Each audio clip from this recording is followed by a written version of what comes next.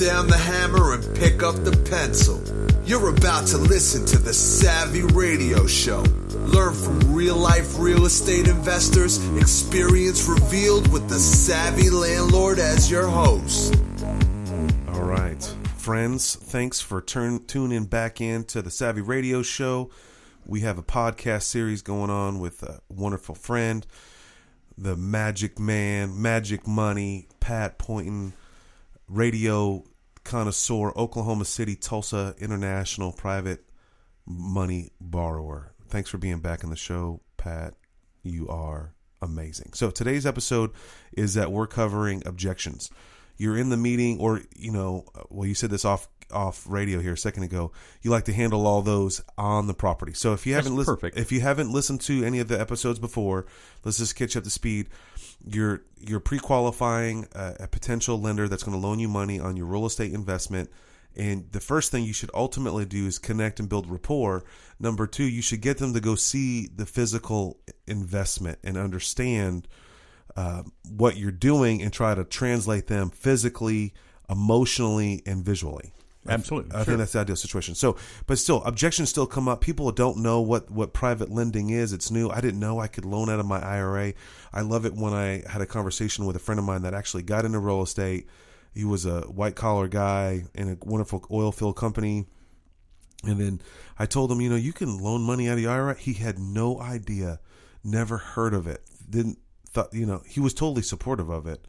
But it's interesting to see, your main job as a borrower of private money is to educate as many people as you can, let them know what you're doing as a real estate investor. But objections do come up, and let's hit this one real fast.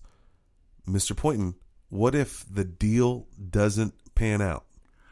Well, are you asking me if you make the loan and then I can't pay for it, or are you thinking if I try to buy it and then I don't get it bought, or which what are you? Okay, let's break it into two and talk about each of those. Yes. Okay, you've told me you're going to loan me the money. You've sent the money to the title company. You didn't give it to me. For some reason, the deal falls through and it doesn't ever happen. Inspections were bad. Okay, that's a good example. All right, then the title company really just returns your money. I never had it in the first place because I didn't ever sign any notes. And that would be a great way to handle an objection. It's your money. It's secured in their escrow account. Yeah, they've got millions of dollars worth of liability insurance, and so you can be assured they're going to act properly with your money, including returning it to you for any reason it doesn't go forward. Okay, any reason at all. Excellent. Good way to handle it. Dirty. I'm in default. Okay, well, that's the reason for a mortgage as opposed to other types of investments. I'm sure you're familiar with the stock market and CDs and whatever. Now, let's take the stock market because most of you have done some business at some time in the stock market. A stock didn't perform the way you wanted, you lost money. That's really all that happened. Sure. Nobody did anything for you. The value was $10, now it's $2. Yeah, and it just went down, and there you are. Everybody's sorry, but that's what happened. Everybody's sorry. Now, excuse me. Anyway, now, in this case, the reason we have a mortgage is that mortgage is a collateral instrument that secures the debt. In other words, this piece of real property, and they say it's real because you can drive over here to this address, you can walk through it, touch it, paint it, whatever. It's real, and it's your collateral against your money. Mm-hmm. So if I can't pay you back your money, you get this piece of collateral. Now, you as a professional, you haven't had a default? Never, no. And so, do you say that? Yes. I said I don't intend to default. I've never had a default. But if I were to have one, this particular piece of property would go to you. No one else, to you. The mortgage holder. Because you are Stephen Kallenberg. You made the loan. You are what they call the mortgagee. I'm the mortgagor. Okay. And that would be, by right of Oklahoma state laws on foreclosure, it would become your property because you were in first position. Do you ever deflect them? Like, sales, like if someone asks a hard question, you answer back with a question. If I asked you that you defaulted, the first thing that comes to my mind, I try to overcompensate. And I think all human beings that are trying to cover up something, they try to overcompensate. I would say something to the effect, no, I haven't defaulted, but I've done 300 transactions before. Do you say something? Is that overzealous? Well, perhaps. What I would probably do is I'd say, I understand that you have a concern. Everybody has a concern. I understand. Say it again. Slow. Feel, felt, found. I understand. No, say that again. I said, sir, I understand that you have a concern. Sure. That's what we call feel. I feel what you're saying. Sure. And I would feel that way as well. And I would have felt that way as well. And what I found under further examination, Phil Felt found is an old way of dealing with objections for anything. What I found after further examination is because this property has a mortgage, which is a collateral agreement giving you first coverage, first protection to the value of the collateral, then I found that I had no real risk. Even though you didn't pay me, I could sell the property or rent the property or live in the property or whatever I wanted to do with the property because the security agreement, the mortgage, gave me the rights to the property in the event that the mortgage was not paid in a timely manner. You know, sir, Pat, you seem like you know what you're doing. You've done this for a while. You know, my friend talks about you, but I really don't know what to do with this house. What do I say? Let's say you die. Okay. What you die.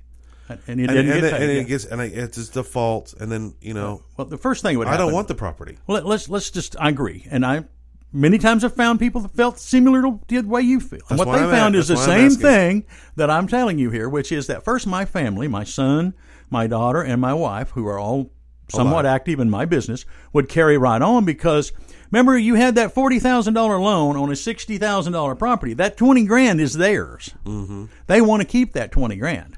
They're going to keep the property up, in which case you don't have a problem. But let's assume that they didn't for some reason. Then you would now have the property by the right of foreclosure in the state of Oklahoma. Then you could look in the phone book under realtors, pick you one out, call them, say, put a sign in front of this house and sell it for $60,000. Sure. Take your 6% and give me the rest. So there's a potential to make profit there. He probably would make a profit, but you certainly get your 40 back for sure. All right. Now let me take it a little further here. I do this. I play the facetious with them. Let me take it a little further. Okay, the market's just terrible, and it won't bring the 40 you loan me. I mean, God forbid that the market's half what it was. Okay, so it brings you $30,000. Right. Did you ever see anybody that bought $40,000 worth of stock and they lost $10,000? A lot of those people lost $20,000 or $30,000 or all the whole of it. amount. Yeah. You lost some, but you didn't lose it all because you had a collateral agreement. That's the difference between this kind of property and the stock market. Now, I go back to, let's say you go down to you and I to figure that out because we live and breathe this. I just, how do you translate that? I'm telling it to them just like I'm telling it to you. And I said, picture with me, you go down to the bank, any bank, this one on the corner, and you want to borrow on your car. And they say, well, we're only having this discussion because we like your credit. Because we didn't like your credit, we'd say, no, thank you. Mm-hmm. So now we like your credit. So now we want to see the car. Because in addition to your good credit, we're going to have a loan against this car. Which means we're going to get that car and we're going to sell it if you don't pay for it. Mm-hmm. We're doing the same thing. We're putting you, Stephen, in the position to be in the bank. We're giving you security, i.e. the mortgage, and we're giving you our promise of good credit, which we're offering you as well. Man, I love the comparison to the vehicle. There's everybody's had a car loan. Yes, but there's cash places, tote the note, or I loan money on title or on your car. Yeah, it's collateral. Great example. We are collaterally based loans versus non-collaterally based loans, which is a stock market. What's another? What do they say about cars? What a lien? Don't they say a lien title? What do they say? What they don't say cars collateral. I guess the same. They say it's a lien against the car, which is collateral. Same thing. Right. They have a security agreement. They have a what's the word I want to use? UCC filing, which is a Uniform Commercial Credit Code filing, which is really a mortgage on a car, like a real estate mortgage is a mortgage on a piece of real estate. All right. What if my wife isn't really into doing this? How do I do you handle those objections like the family member? I'm going to have that conversation with both of them if I have any choice. One listens, one's like puts their head down. I still keep going. Going to try to talk to the two of them. If I have to talk to one of them, then I have to rely on the one to go home and tell the other one an accurate version of what I told them. And and I know that every time something gets retold, it gets some things lost in the translation.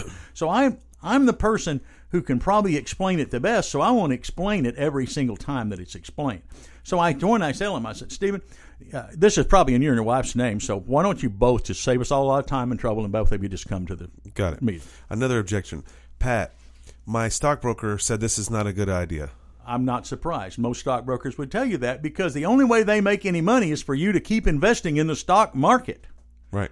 You're asking them, do they want to give up the butter on their bread so that you can make a better deal? Probably not. Sure. And honestly, go ask your banker. He'll tell you the same thing. Put your money here in CDs. I'll pay you 1%. It'll be safe. Ooh. Now, inflation is about 3%, so you only lose 2%, but we need your deposit here at the bank. And I'm giving you 6%. And so now you're ahead of the game. Okay, I like that one. Here's another one. Where does the money go exactly? Well, it goes to the title company. Okay. When I sign the papers that you've seen here in front of the title company, in front of their notary, then they file those papers of record. They pay the seller for the house. Let's say it's $35,000, and then the other $5,000 goes to me to be used for repairs. Now that's the way I normally do it. Sure. I mean, and I'll tell you what those repairs are going to be. Now, I would tell you this: if you wanted to come out and look at everything I did, every time I painted a wall, you wanted to come out and see if you were getting your money's worth, I'd walk you. Sure. Well, but at the same you time, wouldn't say that to him. I'm just giving you objections. I'd look them right now and tell them that. Okay. Well, okay. Now I see where the money goes. I wire the money to this title company. I get it, and then it distributed they file the from papers, there. give you the papers. Well, now, how do I know that you're going to do something righteous with the $5,000? If you don't believe that I'm going to do what I'm going to do, I'm giving you some reference people to contact who have done business with me. I would suggest you talk to them. But if you have any doubt that I'm going to do and can do what I said I would, then I thank you for your time. Let me pick up the tab for your coffee here, and let's just let you go back to the stock market. Yeah. Okay. I use the old deal. Some will, some won't. So what? Mm-hmm. All right. We're down to the last question. 6% just doesn't seem good enough for me. Well, what are you making currently? Well, I got a few CDs. What are they paying you? Well, I just saw the bank the other day say it's 1.6 or something. Do you have some money in the stock market? Yes, I have some. What do you think it made you last year? You got to wait the 10-year plan, sir. You don't have they say the average is 8%, but I lost a couple years ago. That's going to say, the time you average your losses, perhaps you didn't. Now, in our case, it's a mortgage. That mortgage says your payment is X number of dollars every single month. Guaranteed. And that's 6% interest every single month. Doesn't make any difference whether I make money or I lose money. You get 6% every month, all months, every month. And you throw out that number, too, like you get $650 every month. Every single month. Excellent. If the house is vacant, that's my problem. If the house needs a hot water tank, that's my problem. You get your $650 every month. So back to the whole meeting at the coffee shop first. Have you ever just jumped over the coffee shop and just meet me right at the house? Or do you try to pre-qualify them, get comfortable with them? Because you guys are going down the road together. Some rapport together. Plus, I want to go through, as we talked in that first session, about the differences between real estate and most of the other investments that they've been used to, which are the stock market, collectibles, CDs, money market accounts, and whatever. And that was the 5 reasons why real estate is the best and safest investment in America. I want everybody to hear that, and I want to spend some time discussing that in detail with them before we ever get to the house. If they don't buy that this is the best investment in America, then we need to not bother to do anything else. I mean, now let's just get on the political thing. Why is this so secret? Why do you think? Because the banks make millions of dollars because you put your money in them. The stock market makes millions of dollars. Billions of dollars, yes. Because you put your money there. Do you think Dean Witter wants to share what he makes with you? Probably not. Now, see what happens. They underwrite a stock thing. That's called underwriting before an offering is made out, okay? And they underwrite it at $20 a share, and it goes up to $40. That difference, a bunch of it's theirs. They make huge profits. Plus, their brokers make money every month that you put your money in there. Every transaction you do, buy or sell. Now, the bank, you put your money in the bank loans it out to me on real estate, or you on a car, or somebody else on a house or whatever. They make the difference between the 1% they're paying you and the 6 or 7 or 8% arbitrage that we're paying. Arbitrage. Either way, they're making money. No insurance company, no bank, no stockbroker wants you to understand how they make money. All right, let's wrap this up because this is real. I think this is very powerful. When someone asks a question, you don't have the answer. How do you handle that in a nice way? Well, I tell them, I'm probably should know the answer to that, but I don't.